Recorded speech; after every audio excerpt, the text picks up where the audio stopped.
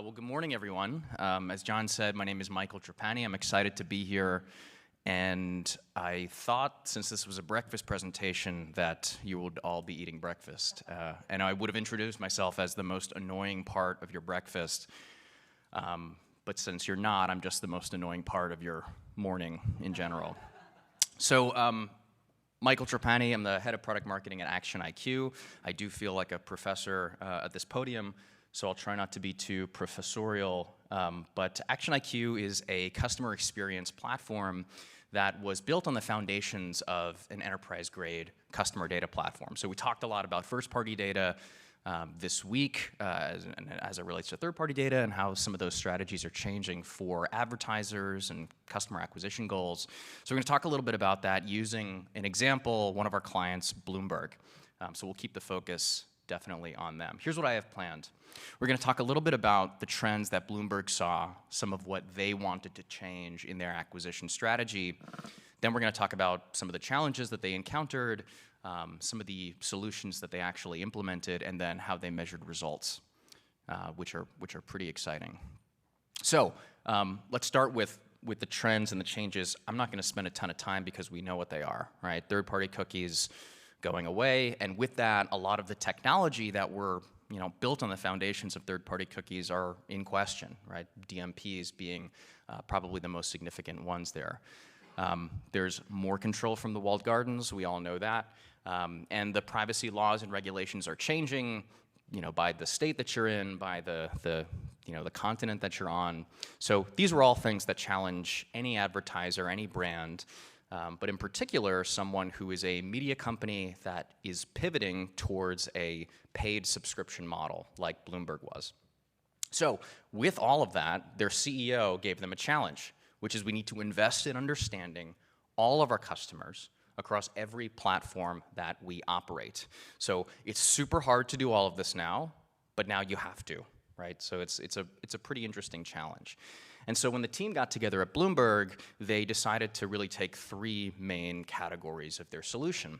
The first is they wanted to change the value exchange, right? In the past, they had a publication that was available to most folks. They did have a paid tier, but they were going sort of fully behind a paywall, and so they had to change what the value exchange would be. The second was they wanted, seeing all the changes in the media space, they wanted to future-proof their first-party data strategy. They wanted to really future-proof their customer acquisition strategy and have more control over the data that they use for targeting those customers. And then last but not least, they wanted to expand the use cases that they were using technology to just really juice up their customer acquisition strategy overall. So better experience, better personalization. So let's talk first about the value exchange. So Bloomberg, if you looked at their paywall, that's the one that you can see all the way on your left. It's a typical paywall, right? Here's the price, here's what you get, here's how to sign up. What they did was they moved from an all-in payment structure to an incremental value exchange.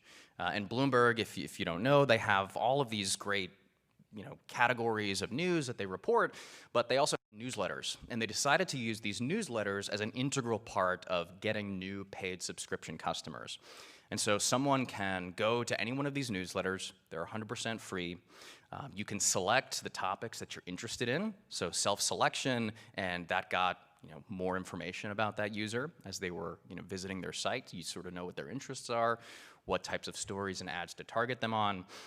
And then they would give folks additional access to more free articles as a result of signing up for the newsletter. So any article that came in on a newsletter, they'd be able to read for free, right? So a great way to show additional value that you usually wouldn't get just by someone who was browsing Bloomberg.com.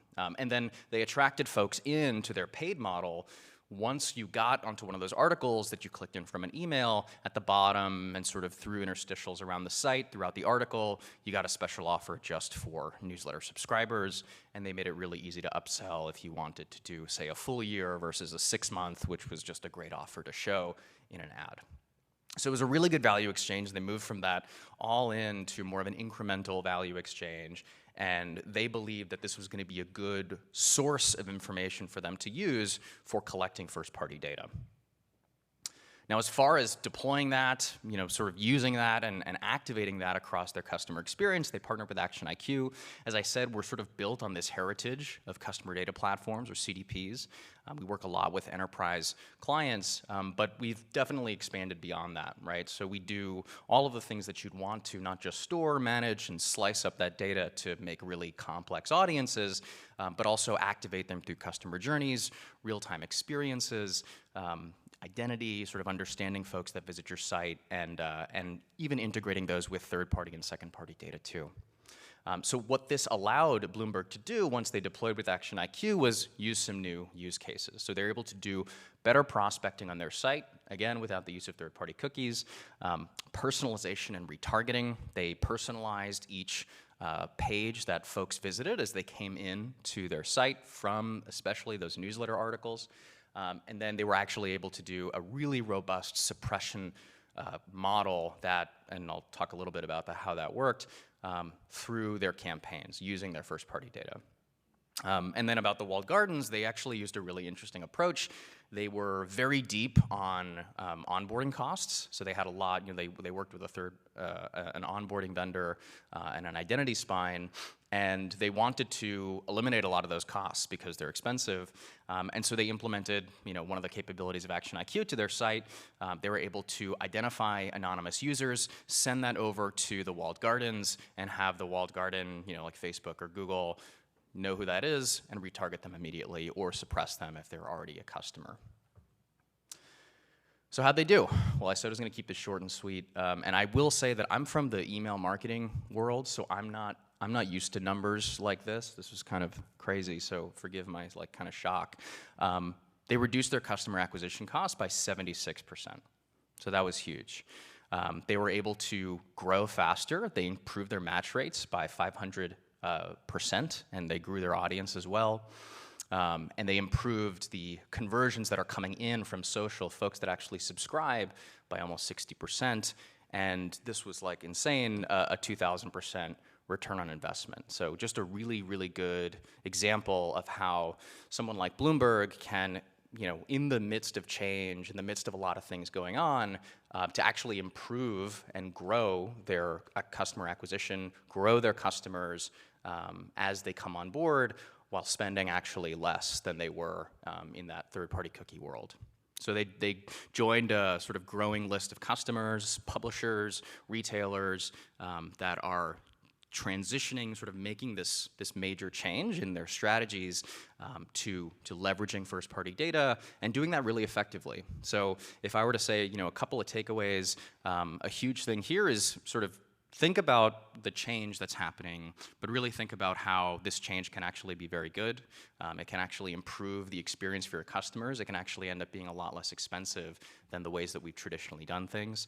But also consider the things that are entirely within your control, like value exchanges, right? If you're now asking customers for more, you need to be prepared to give more in return.